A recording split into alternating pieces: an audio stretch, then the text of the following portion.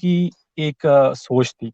वो सोच थी एक स्टेट की, वो सोच थी एक आज़ाद मुल्क की, जिसकी वजह से ये सारे मसाइल वहाँ पे दरपेश आ रहे थे कि हालाँकि हिंदुस्तान हमेशा जो इकोनॉमिकल तौर पे कश्मीरियों को ज़्यादा दे रहा था पाकिस्तान से।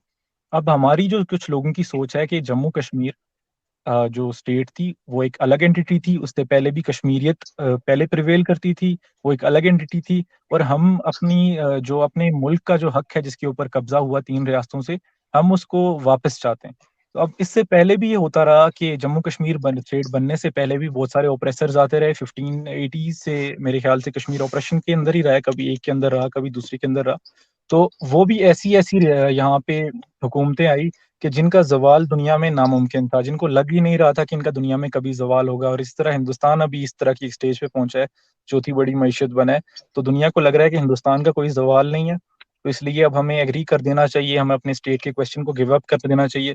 तो मेरे ख्याल से जिन लोगों की रैशनल सोच है, वो शायद गिव अप कर दें, लेकिन जो लोग हम चाह रहे हैं कि कश्मीर एक इंडिपेंडेंट स्टेट थी, रहेगी और होनी चाहिए, हम इस चीज़ पे ये बिलीव करते हैं कि जो पहले आने वाले ऑपरेसर्स थे, वो भी यहाँ से चले गए, उनको भी जाना पड़ा, उनके भी हालात ऐसे नहीं रहे, इसी तरह दुनिया के हालात बदल रहे हैं। अगर आज नहीं तो हम इसको इनहेरिट करेंगे अपनी नस्लों में, लेकिन ये स्ट्रगल जारी रहेगी क्योंकि अगर ये रिबेलियन 1580s में ख़त्म हो जाती, लोग इसके खिलाफ रेबेल ना करते और उन ऑपरेसर्स को एक्सेप्ट कर लेते, इस सिर्फ इस बेसिस पे कि वो लोग आपको ज़्यादा सहूलियात फराहम कर रहे हैं, तो फिर सारे मसाइल वहाँ पे ही ख़त्म हो जाते। ये स्टेट का क्वेश्चन वहाँ पे मौजूद ना रहता।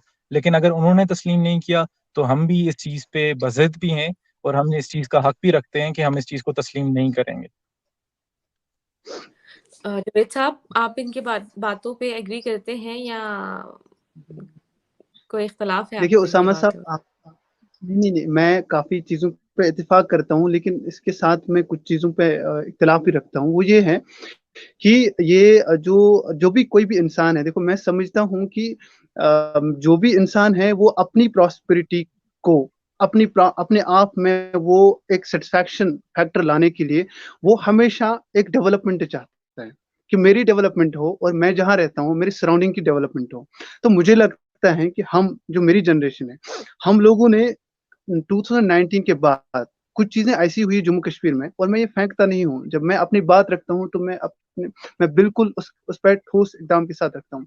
मुझे ऐसा लगता है कि डेवलपमेंट जो हो रही है, जो कोई भी इंसान हो, अपने उसके अपने करियर की अगर डेवलपमेंट होती है तो वही उसका सब कुछ है।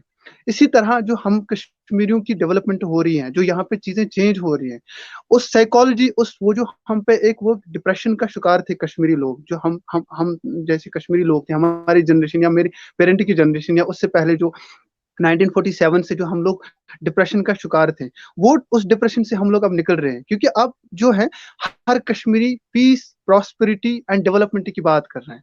क्यों ना हम एक पीस, प्रॉस्पेरिटी और डेवलपमेंट के साथ रहें। आप देखिए दुनिया में कोई भी नेशन है, उस नेशन के बच्चे, उस नेशन के बड़े, बूढ़े सब एक अमन में रहना चाहते हैं। हम लोग फॉरेन जाते हैं, यूके जाते हैं, दुबई जाते हैं, क्यों? क्योंकि हमें अमन में रहना है, हमें डेवलपमेंट चाहिए, हमें ओवरऑल ग्रोथ चाहिए। अब अगर हमारे कश्मीर में, हम जम्मू कश्मीर में वो चीज़ें हमें मिल रही हैं, तो हम इसको किसी सरकार के साथ या किसी और चीज़ के साथ क्यों जोड़ें? अब हमारे लिए अगर ये चीज़ें हो रही हैं, तो ये एक हमारे लिए एक बहुत बड़ी डेवलपमेंट है, हमारे लिए एक बहुत बड़ी ग्रोथ है। तो हम ये समझते हैं कि अब कश्मीर जो है एक अच्छी डायरेक्शन में जा रहे हैं, और आने वाले 5-6 सालों में, आने वाले 10 सालों में आप देख लीजिएगा कि हमारा जो कश्मीर है और जो हमारी जनरेशन है, हमसे हमारे पीछे जो आने वाली जनरेशन है, हम लोग एक बिल्कुल एक मुस्तहकम और एक पीसफुल लाइफ गुज़ारेंगे, क्योंकि सबसे बड़ी चीज़ हमें वही चाहिए। जब तक हमारी ज़िंदगी है, चाहे 40 साल है, 50 साल है, हम लोगों को सबसे बड़ी चीज़ वही है, दुनिया में किसी भी फ़र्द को पीस, अमन चाहिए और अपनी ज़िंदगी को आगे लेने का वो एक बहाव चाहिए, और हम लोगों को वो मिल रहा है। तो हम क्यों बाकी चीज़ों में पड़े? हम लोगों के लिए कपड़ा, मकान और रोटी सबसे बड़ी चीज़, किसी भी इंसान का एक प्राइमरी ग्रोथ होती है, एक ट्रैजेक्टरी है। अगर वो हम लोगों को मिल रही है, अगर हम उसमें खुश हैं, तो हमारे लिए सब कुछ वही है।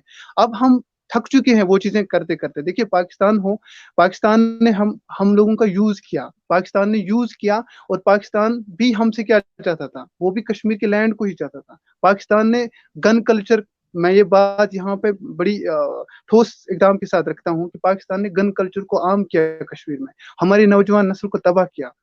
वो ज़िम्मेदार है पाकिस्तान, हम लोगों को डिस्ट्रॉय करने के पीछे जिम्मेदार है पाकिस्तान। हमारे कश्मीर में 2 लाख 3 लाख जो यहाँ पे मेरे जम्मू कश्मीर में बच्चे मरे, उनको किसी को एक तंजीम बनाया, किसी को दूसरी चीज बनाई, किसी को तीसरी चीज बनाई। जिम्मेदार है पाकिस्तान उस चीज के लिए, जिम्मेदार है, बिल्कुल जिम्मेदार है। नहीं बख्शेगा उनको अल्लाह ताला कल कयामत के दिन, कहां से बख्शेगा? उन्होंने हमारा पीस तबाह किया है। हम लोग खुश हैं, हम लोग खुश हैं, हम लोग अपने खुदा को भी मानते हैं, हम लोग नमाजें भी पढ़ते हैं, हम लोग मस्जिदों को भी जाते हैं।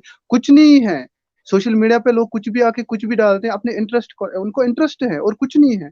हम लोग यहाँ पे रह रहे हैं, मैं आपसे बात कर रहा हूँ, मेरा इंटरनेट चल रहा है, मुझे इससे अलावा क्या चाहिए?